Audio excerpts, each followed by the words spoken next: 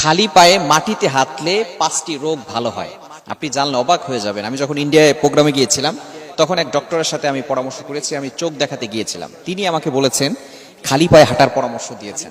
এবং এই মাটিতে আমরা হাঁটতে চাই না, বিশেষ করে শহর অঞ্চলের মানুষ যারা আছে তারা মাটির সাথে কেমন যেন সম্পর্কই নাই। আমরা বিশেষ করে ব্যস্ততার ভিতরে থাকার কারণে মাটির সাথে আমাদের পাই পড়ে না। অনেকে অহংকার করেও মাটিতে পা ফেলে না। এজন্য এই মাটিতেই কিন্তু আমাদেরকে চলে যেতে হবে। আল্লাহ তাআলা পবিত্র কোরআনুল কারীমের ভিতরে নিজেই বলে দিয়েছেন। পবিত্র কোরআনুল কারীম খুলেন 16 নম্বর পারার 14 নম্বর পৃষ্ঠা 4-5 নম্বর লাইনগুলোতে আল্লাহ পাক রব্বুল আলামিন জানিয়ে দিয়েছেন সূরা তাহার 55 নম্বর আয়াতে, মিনহা খালাকনাকুম ওয়া ফিহা নুঈদুকুম ওয়া মিনহা নুখরিজুকুম তারাতান উখরা।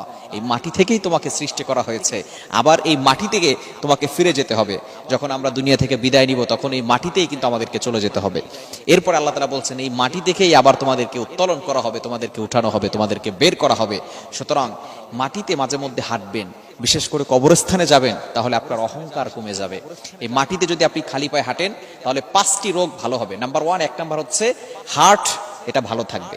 হার্ট সমস্যা এটা কম দেখা যাবে, হার্টের সমস্যা বেশি হবে না, এটা কমে যাবে। এবং হার্ট আপনার সুস্থ থাকবে, স্বাস্থ্য আপনার ভালো থাকবে। বিশেষ করে দ্বিতীয় নাম্বার হচ্ছে বুদ্ধি এবং স্মৃতিশক্তি বেশি বাড়বে। ইয়াং পিপলরা যারা আছে, শহর অঞ্চলে যারা থাকে, মাটিতে কেমন যেন তাদের পা লাগানোর সুযোগই হয় না, বিশেষ করে তেমন মাটিও পাওয়া যায় না।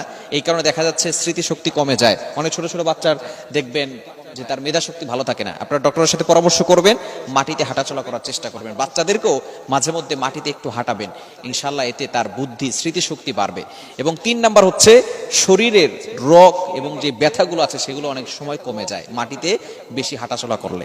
4 নাম্বার হচ্ছে রোগ প্রতিরোধ ক্ষমতা বাড়ায়, অর্থাৎ তার রোগ বেশি একটা হয় না। আমাদের শহরের যেই যারা বড় হচ্ছে যে সমস্ত সন্তানরা, তারা কিন্তু মাটিতে দেখা যাচ্ছে তেমন একটা পা পড়ে না, যার কারণে দেখা যাচ্ছে যে অল্পতেই তারা অসুস্থ হয়ে যায়। কিন্তু গ্রাম অঞ্চলে যে সমস্ত সন্তানরা যারা বড় হয় তারা দেখবেন মাটিতে হাঁটাচলা হয় এবং তাদের শরীর স্ট্রং থাকে। আমরা বাচ্চাকে একেবারে মুরগির ফার্মের মতো করে ফেলি, না, এটা করবেন না। বাচ্চাদেরকে বিভিন্ন ধরনের শিক্ষা দিবেন, ব্যায়াম দিবেন, ব্যায়াম করাবেন ছোট ছোট বাচ্চাদেরকে। দেখবেন বিভিন্ন রাষ্ট্রে কিন্তু বাচ্চাদের উপরে খুব গুরুত্ব দেওয়া হয় এই বিষয়গুলো আমাদের সব সময় খেয়াল রাখা দরকার। এবং 5 নাম্বার যেটা, সেটা হচ্ছে মোস্ট ইম্পর্টেন্ট, যে রোগটা ভালো হয় সেটা হচ্ছে আপনার দৃষ্টি শক্তি বৃদ্ধি পাবে, চোখের সমস্যাটা কম হবে।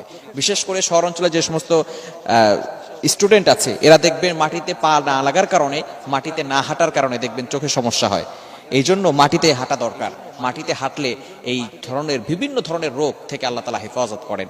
এজন্য মাটিতে মাঝে মধ্যে হাঁটার চেষ্টা করা, এবং সন্তানদেরকে সব সময় যে সময় যেটা চায় সেই সময় সেটা না দেওয়াটাই বেটার। কেননা মাঝে মধ্যে সন্তানদেরকে আপনি অভাব শিখাবেন, অভাব শিখালে এই সন্তান আপনি দিবেন, আপনার সন্তানকে দিবেন, আপনার সন্তানকে দিবেন না তো কাকে দিবেন? সন্তানকে অবশ্যই দিবেন, তবে সন্তানকে একটু চাওয়ার সাথে সাথে নয়, কিছুক্ষণ পরে দিবেন। আর নাহলে এই সন্তান কিন্তু আস্তে আস্তে বাজে ছেলেদের সাথে মিশে যাবে এবং পরবর্তী সময় আপনার কাছে বড় কিছু আবদার করবে। আপনি যখন তাকে না দিতে পারবেন তখনই দেখবেন সংসারের ভিতরে অশান্তির সৃষ্টি হয়ে যাবে।